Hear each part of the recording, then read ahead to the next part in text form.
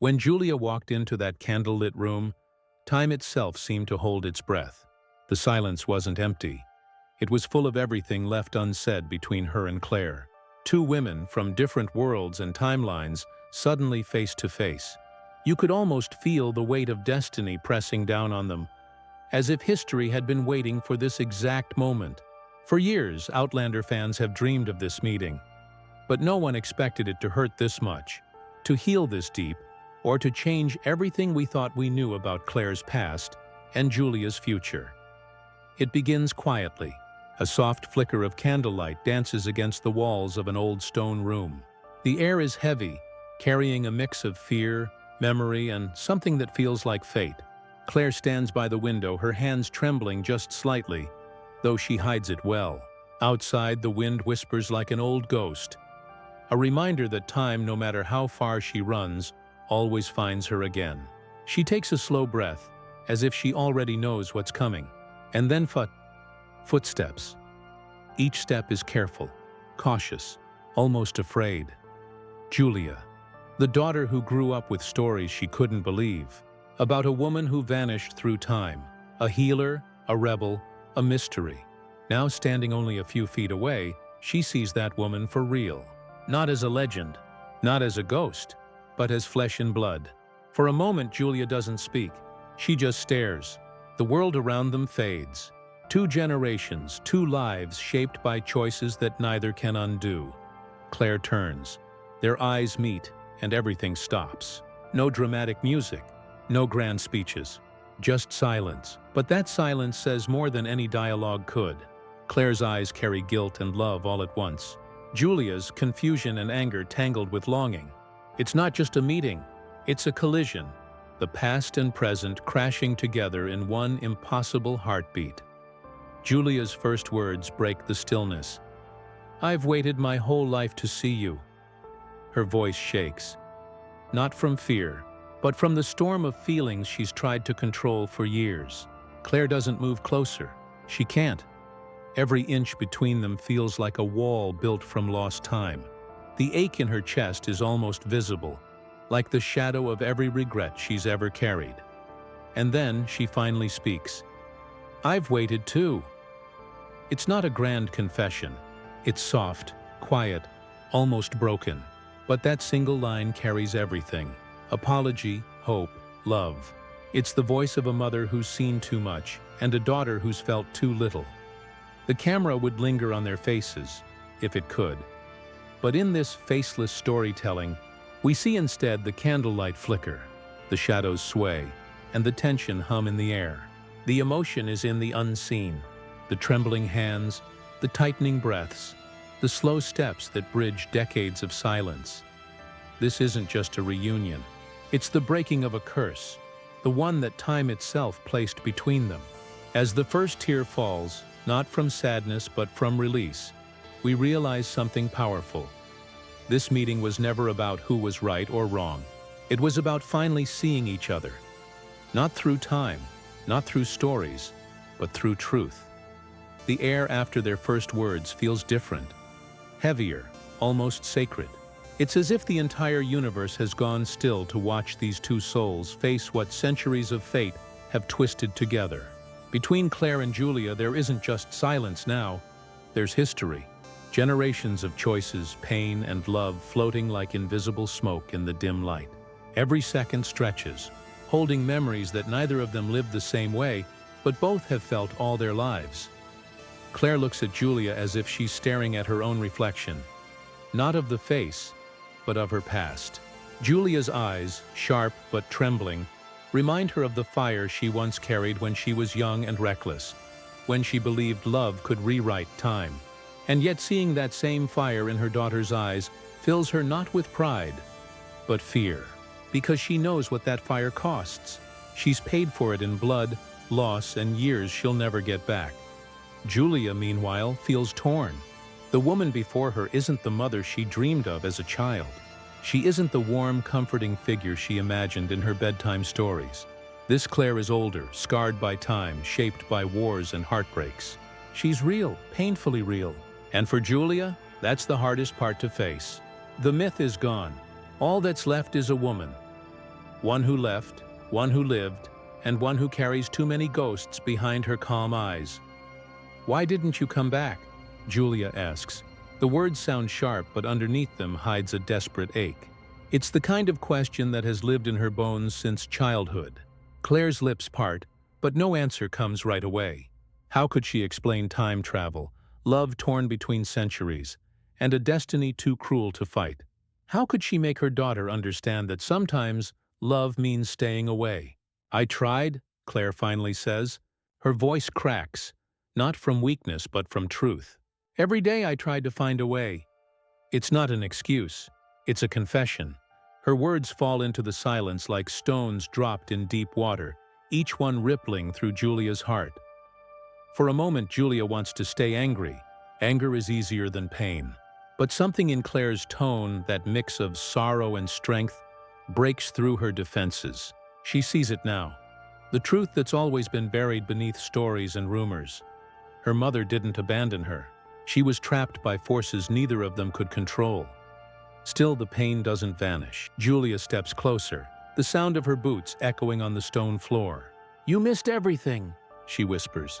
"My first steps, my first heartbreak, every piece of who I am. You weren't there." Her voice shakes, but her eyes don't. Claire nods, her face soft with remorse. "And yet," she replies quietly, "I've felt every one of those moments, even from a world away." In that instant, something unspoken passes between them. A recognition of the impossible bond they share. It's fragile but real, like a bridge built from memory and forgiveness. The room feels lighter now, though the storm of emotion still rages quietly beneath their calm. For the first time, Julia doesn't see Claire as a ghost from the past. She sees her as a woman who lived through fire, who made mistakes, and who still carries the weight of love that time could never erase. And Claire, seeing her daughter's strength, realizes that maybe, just maybe, this meeting isn't about reopening old wounds. It's about finding a way to finally heal them. There are moments in life when silence speaks louder than any words, and this was one of them. The flickering candlelight wavered between them, as if uncertain which of the two carried the greater weight. Claire's eyes drifted downward, not out of shame, but because facing Julia meant facing every choice she'd ever made, every path she took that led her away from the people she loved most. Regret has a sound, and in that quiet room, it echoed like a heartbeat. Claire finally broke the stillness, her voice low but clear. "I thought I was doing what was right." It wasn't a plea for forgiveness. It was the kind of statement that comes from years of convincing yourself that pain had a purpose. Her tone carried that strange calm that comes after you've cried all your tears. "I thought if I stayed away I could protect you. From my world, from my mistakes." Julia's expression softened, but only for a breath. "You don't get to decide that for me," she said, her words trembling, not with anger but with the sharp edge of heartbreak. "You don't get to choose which pieces of you I get to know." The truth hung heavy in the air. Both women were right, and both were wrong. Claire's love had always been fierce, protective, even selfless, but it came with the curse of control. Julia's pain wasn't just about being abandoned. It was about being denied the right to understand who she truly was. Claire took a step forward, slow and uncertain. Her voice cracked slightly. "When I left, I wasn't sure I'd survive. I wasn't sure anyone would. I made peace with dying in another century if it meant you could live free of it all." The words felt like they'd been buried for years, finally clawing their way out. "But what I didn't realize," she continued, "was that leaving you behind was the one wound that would never heal." Julia looked at her, really looked at her. Beneath the lines of exhaustion and time, she saw something she hadn't expected. Vulnerability, the kind of raw truth that can't be faked. "You think regret makes it better?" she asked softly. "No," Claire answered. "But it's the only thing that keeps me human." That single sentence hit like thunder in the stillness. Julia turned away, her eyes glistening, torn between anger and compassion. The walls of resentment she had built her whole life began to crack. Not because Claire's words erased the past, but because they finally acknowledged it. In that fragile silence, Julia's thoughts twisted like smoke. She remembered the years she spent searching for answers, reading stories, chasing rumors, feeling the emptiness of a name that carried too much mystery. She realized now that every question she ever asked wasn't about what happened. It was about why. Claire reached out, hesitating, her hand hovering in the air like a promise that might break if touched too soon. "I can't give you the years back," she said, her voice soft, almost pleading, "but I can tell you the truth. All of it. If you'll let me." Julia turned, her face caught between resistance and yearning. For the first time, she didn't see the stranger who left her behind. She saw a woman crushed by the same pain she carried. The difference was that Claire had lived long enough to understand that redemption doesn't erase guilt. It grows from it. As the candle burned lower, its light casting trembling shadows, Julia took a single step closer. Some bonds don't need words. They exist in glances, in shared silences, in the way two hearts seem to recognize each other before the mind catches up. That was what filled the space between Claire and Julia now. The anger had quieted, the tears had slowed, but what lingered was something deeper, something ancient. It wasn't forgiveness, not yet, but it was a kind of recognition, a realization that no matter how far apart time had pulled them, some threads can't be severed. The air in the room felt charged, alive with memories neither of them remembered living but both somehow carried. Claire's gaze softened. She didn't see a stranger anymore. She saw traces of her own soul reflected back at her. The tilt of Julia's chin, the stubborn line in her jaw, even the faint quiver of her voice. They were echoes of her own younger self. It was like staring into a mirror that reflected not her face, but her legacy. Julia stood still, uncertain, almost afraid of what this closeness meant. Her whole life, she had built herself around an absence, a shadow of a woman she could never reach. Now that the shadow stood before her, breathing, trembling, real, she didn't know how to feel.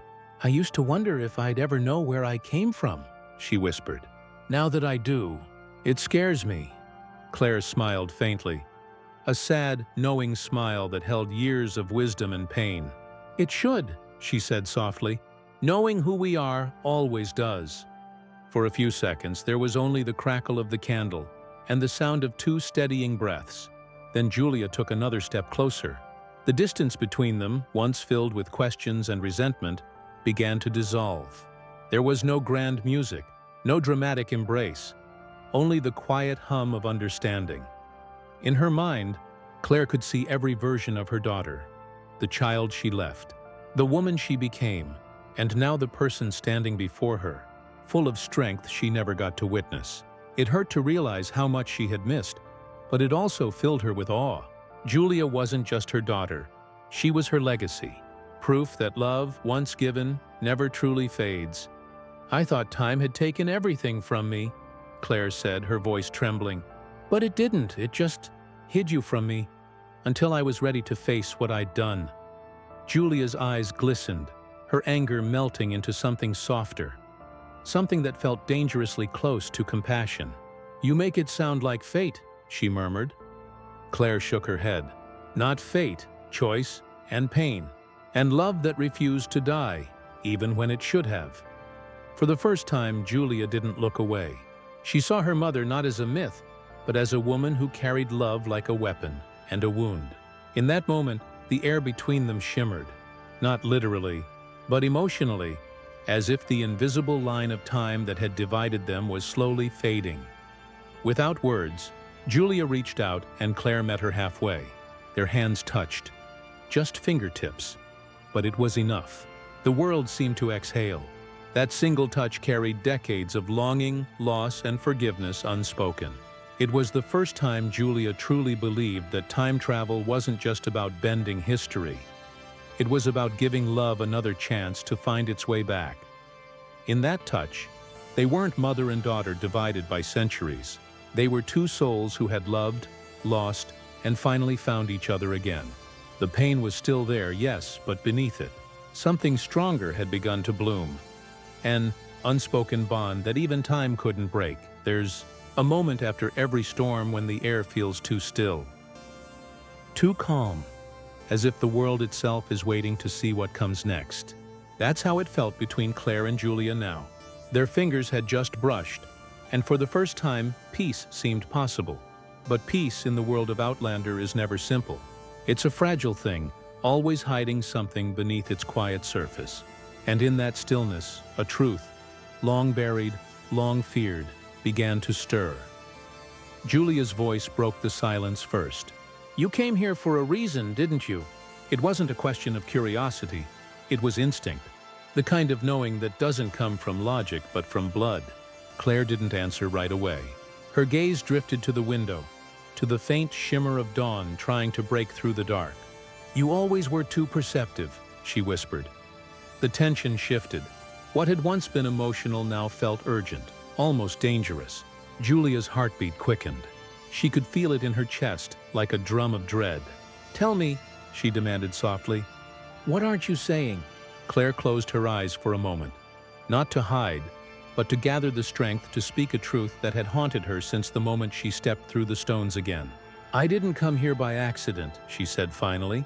"Time, it called me back. There's something happening, something that connects us both, something I don't fully understand." Julia's face stiffened. "Connects us? How?" Claire turned to face her, and in her eyes burned a strange mix of fear and purpose. "Because, Julia," she said, her tone breaking under the weight of her words, "you're the reason I came back. You're the one who's meant to fix what I couldn't." The words hit Julia like a blow. For a second, she couldn't breathe. "Me?" she whispered. "Fix what?" Claire stepped closer, her expression soft but urgent.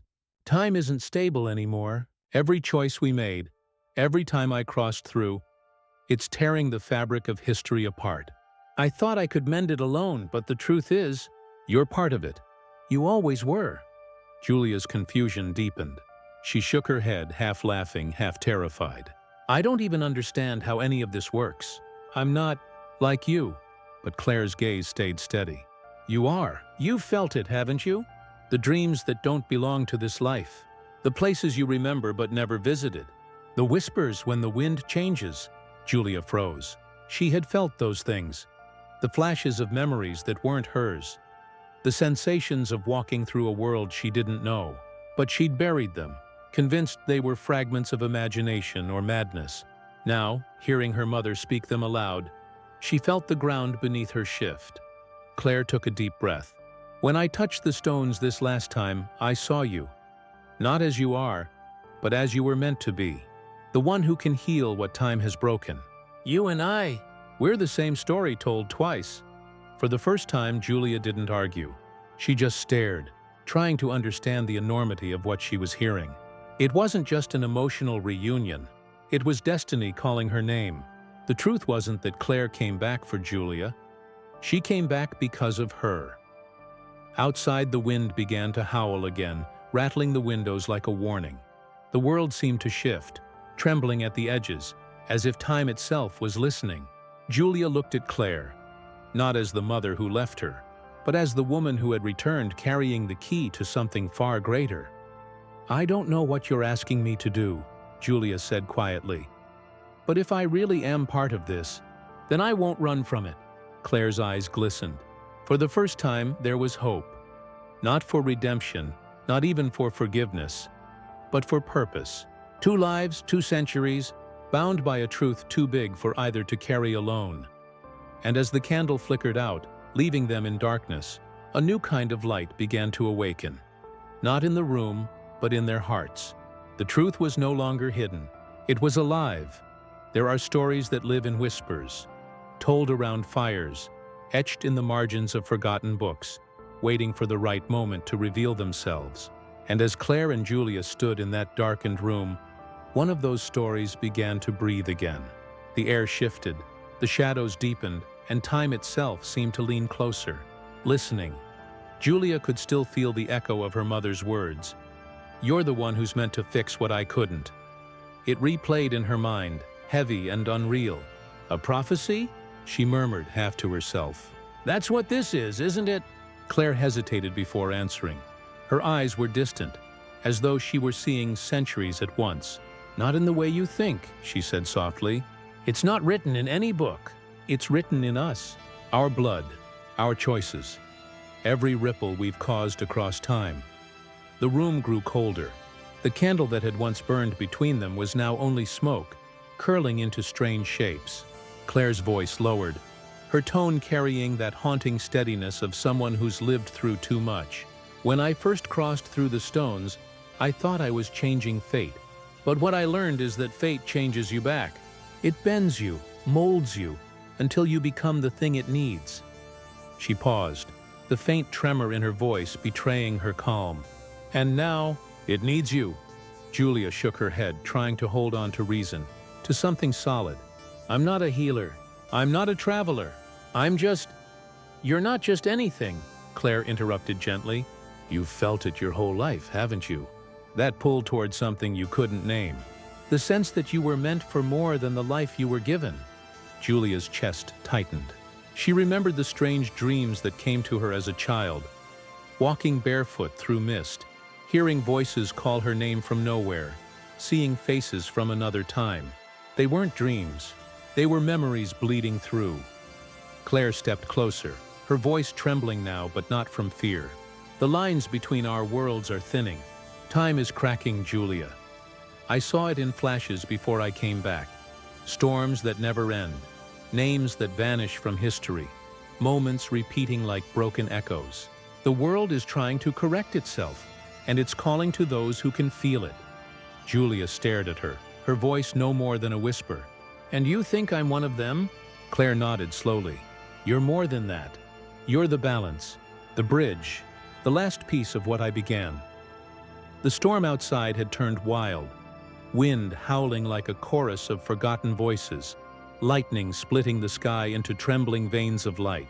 Inside, the room pulsed with that same wild energy, as if time itself was alive, restless and waiting. Claire and Julia stood at its center, two women bound not just by blood, but by the strange, unstoppable current of destiny. Julia's hand hovered over the object on the table, the same ancient stone that had once carried her mother across centuries. Its surface shimmered faintly, almost breathing, as if aware of who stood before it. This is what calls to me, Julia said quietly. This is where it all begins, isn't it? Claire nodded, her eyes shining with both pride and sorrow. And where it might end, she whispered. The stones. They don't just move us through time. They test us. They take what they must to keep the balance. Julia swallowed hard. What do they take? Claire hesitated, the silence heavy with unspoken truth. Something precious, something you can never get back. For a long moment, neither spoke. The air between them crackled. Love and fear, hope and history colliding in the same breath. Julia's mind spun with everything she had learned, everything she still didn't understand. But deep inside, beneath the fear, was clarity. This was what she was meant for, not to undo her mother's past, but to carry it forward, to finish what began long before she was born. Claire stepped closer, brushing a trembling hand across Julia's cheek. If I could take this burden from you, I would, she said softly. But you were always stronger than me. You were born in two worlds. That makes you something extraordinary. Julia's eyes filled with tears, but they didn't fall. Instead, she managed a small, determined smile. Then let's finish it together.